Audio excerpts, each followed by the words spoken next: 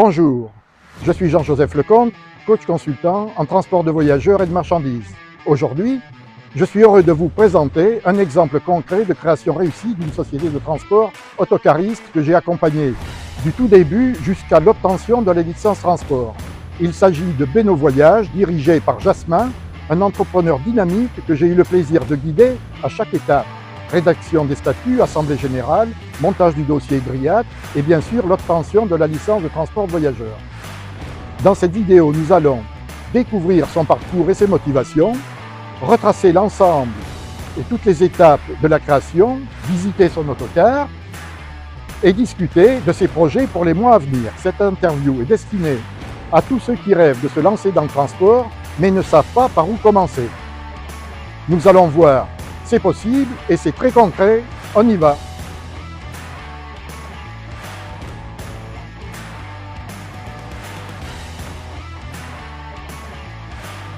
Bonjour Jasmin. Bonjour Jean-Joseph.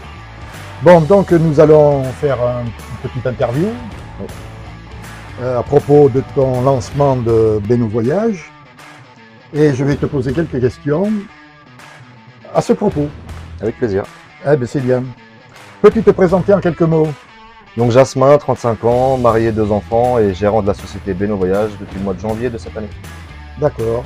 Et quel était ton parcours avant Beno Voyage? Avant Beno Voyage, j'étais pendant 15 ans responsable d'exploitation dans le transport de marchandises.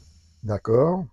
Et qu'est-ce qui t'a donné envie de créer une société de transport de voyageurs? Ce qui m'a donné envie, c'est ce qui manquait en marchandises, c'est le contact avec la clientèle et la notion de service. Parfait. Et comment as-tu entendu parler de moi? Je cherchais un gestionnaire de transport externe, je suis arrivé sur Google et j'ai fini sur ton site. Bien, c'est fait pour ça. Et pourquoi avoir choisi de te faire accompagner aussi?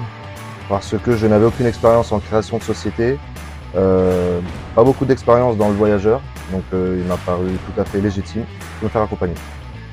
Et quelles étaient tes attentes au départ? Mes attentes au départ, c'était d'acquérir de l'expérience et de pouvoir bénéficier d'un vrai accompagnement par quelqu'un qui sait de quoi il parle. Bien. Et peux-tu décrire les grandes étapes de la création de la société? Les grandes étapes de la création, c'est assemblée générale, rédaction des statuts, dépôt du capital social, demande à l'adréal et réception de la licence. C'est bien. À Paris, on est en Dérivat, Oui. mais Oui. c'est pareil. Oui. As-tu rencontré des difficultés? Comment les as-tu surmontées?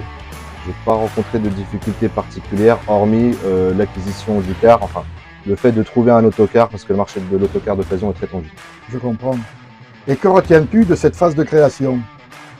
Je retiens maintenant que du positif, mais pendant les modalités, que du stress. Eh ben oui. Comment as-tu vécu le moment où tu as reçu ta licence transport alors? Premier sentiment du soulagement, pardon. Deuxième sentiment de la joie et enfin de l'excitation. C'est ton ressenti? Oui. Ah ben c'est bien. Moi aussi j'étais très content que tu reçoives cette licence. Oui. Quelle importance accordes-tu à l'accompagnement reçu à cette étape précise? L'important, c'est, je vais être clair, c'est absolument primordial. Parce que sans cet accompagnement, je pense que j'en serais pas là aujourd'hui. D'accord. Peux-tu maintenant nous parler de ton autocar? Alors l'autocar, c'est un Volvo Belas, donc carrosserie espagnole Belas, année 2015, Euro 6, 53 places et dans un excellent état. Ah oui, je vois. Tu as déjà réalisé ton premier billet collectif. Qu'est-ce que ça t'a fait? En toute franchise, ça m'a fait tout drôle parce que c'est que à ce moment-là que je me suis rendu compte que ça devenait concret. Bien. Et à quoi ressemble ta première mission? Ma première mission était de récupérer des étudiants à Lille pour les emmener dans l'université de Paris pour un tournoi sportif d'étudiants. Ah oui. Et les étapes suivantes à venir? Les étapes suivantes, c'est déjà de réaliser une belle saison 2025. Oui. Et à moyen terme, je me projette déjà sur 2026 avec l'achat au premier trimestre, je l'espère, l'achat d'un second autocar. Ce sont donc tes projets à court et moyen terme. Oui, exactement. Bien. Comment envisages-tu le développement de Beno Voyage? J'envisage le développement, donc du coup je le disais, par un deuxième autocar en début 2026 et si je réalise tous mes objectifs, un troisième autocar fin 2026. D'accord. As-tu déjà des pistes ou des idées pour le marketing ou les partenariats? Oui, alors en ce qui concerne le marketing, j'ai fait faire un logo sur mesure par un spécialiste. Oui.